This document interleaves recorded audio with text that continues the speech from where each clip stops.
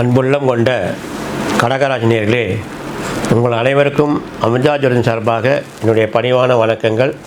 அனைவருக்கும் இனிய தமிழ் புத்தாண்டு நல்வாழ்த்துக்கள்.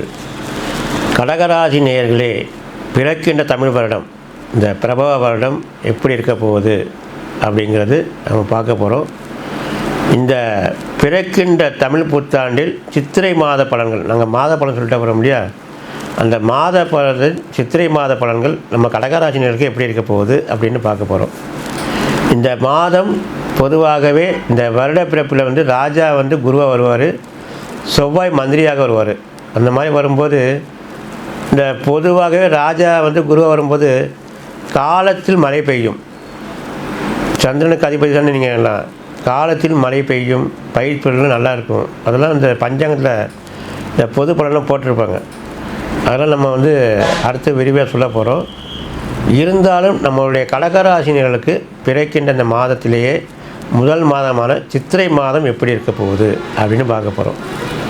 இப்போ ஏற்கனவே கடகராசினியர்களுக்கு இப்போ அஷ்டம சனியெல்லாம் முடிஞ்சு போச்சு. இப்போது 9ஆம் இடத்தில் பாக்கியஸ்தானத்தில் இப்போ சனி போயிருக்கு. கடகராசினியர்களுக்கு 9ஆம் இடத்தில் சனி இப்போ பயிற்சியாகி இப்போ சனி போயிருக்கு. பிறக்கின்ற இந்த மாதத்தில் சித்திரை மாதத்திலேயே 9ஆம் இடத்தில் சனி, செவ்வாய், புதன் 3 கிரகம் உங்களுக்கு கூட்டு கிரகமாக இருக்குது. கடகராசினர்களுக்கு 3 கிரகம் கூட்டு கிரகமாக 9ஆம் இடத்தில் பாக்கியஸ்தானத்தில் இருக்குது. 10ஆம் இடத்தில் சூரியனும் சுக்கிரனும் சஞ்சாரம் செய்வாங்க.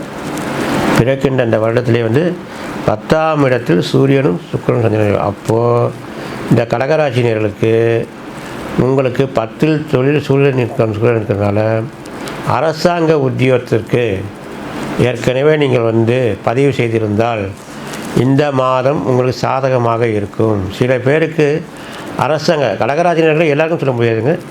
உங்கள் ஜாதகத்தில் அரசாங்க அதாவது பதவிக்கு நீங்கள் போகிற மாதிரி ஒரு அமைப்பு இருந்து அது உங்களுக்கு கிடைக்கிற மாதிரி ஒரு அமைப்பு இருந்தால் அந்த மாதிரி நேர்கள் பதிவு பண்ணியிருந்தீங்கன்னா கண்டிப்பாக இந்த மாதம் உங்களுக்கு ஒரு நல்ல செய்தி வரும்.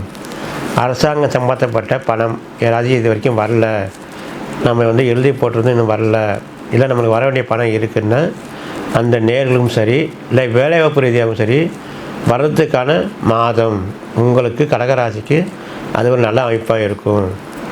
அதே மாதிரி உங்களுக்கு இந்த 3 கிரகமும் பாக்கியஸ்தானத்தில் 9ஆம் இடத்துல இருக்குது இல்லையா, அது மாதிரி இருக்கும்போது பூமி சம்பந்தப்பட்ட ஏதாச்சும் நீங்கள் புதுசாக ஒரு தொழில் தொடங்க போகிறீங்களா, அப்படி இல்லையா, சரி பரவாயில்ல, ஒரு பூமி சம்பந்தப்பட்ட இடத்தை வாங்க போகிறீங்களா, அது உங்களுக்கு சாதகமாக இருக்கும்.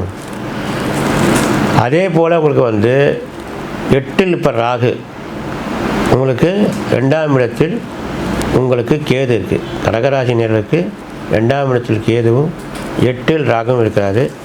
அந்த மாதிரி நேரத்தில் எப்படி இருக்குன்னா உங்களுக்கு இந்த ராகு 8ல் இருக்கிறதுனால பொதுவாக ஏற்கனவே நீங்கள் வெளிநாட்டுக்கு போகிறதுக்காவது முயற்சி பண்ணியிருந்தாலும் சிலது தடங்கள் வந்திருக்கும். இப்போ உங்களுக்கு ராசிக்கு 12ஆம் இடத்தில் குரு வக்ரகதியாக இருக்கார். இப்போ அது உச்சம் பெறுவார்.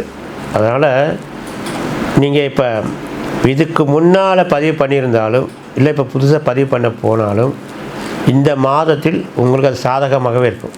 இந்த கடகராசினியர்களுக்கு அது ஒரு சாதகமான பலன்கள் கொடுக்கும்.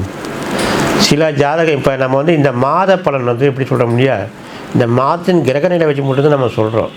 ஆனால் இது எப்படி நம்ம சொல்கிறோம்னா உங்கள் ஜாதக அமைப்புப்படி சில பேருக்கு இந்த வெளிநாட்டு யோகம், அரசாங்க யோகம், இதெல்லாம் சில பேருக்கு வெளிநாட்டு யோகம் உள்ளவங்களுக்கு அரசாங்க யோகம் இருக்காது, அரசாங்க யோகம் உள்ளவங்களுக்கு வெளிநாட்டு யோகம் இருக்காது, இந்த மாதிரி இருக்கும்.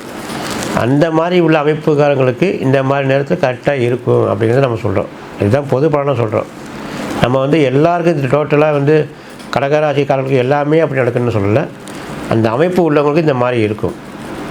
இந்த மாதிரி இருக்கிறச்ச உங்களுக்கு இந்த சந்திரன் நீர்நிலை சம்மந்தப்பட்டவர். அதனால் பொதுவாக இந்த கடகராசி போகிறவர்களுக்கு முக்கியவாசி வெளிநாட்டு அவசியம் போவாங்க. இருப்பினும் உங்கள் ஜாதகத்தில் அந்த அமைப்பு இருக்கணும். அடுத்த மாதம் பார்த்திங்கன்னா உங்களுக்கு வக்ரகதி ஆகி முயற்சி ஆகி உங்களுக்கு உச்சத்தில் வருவார். உங்கள் ராசியில் தான் குரு உச்சமாவார். உங்கள் ராசியில் குரு உச்சம்னாலும் அது உங்களுக்கு ஜென்ம குருவாக மாறிடும்.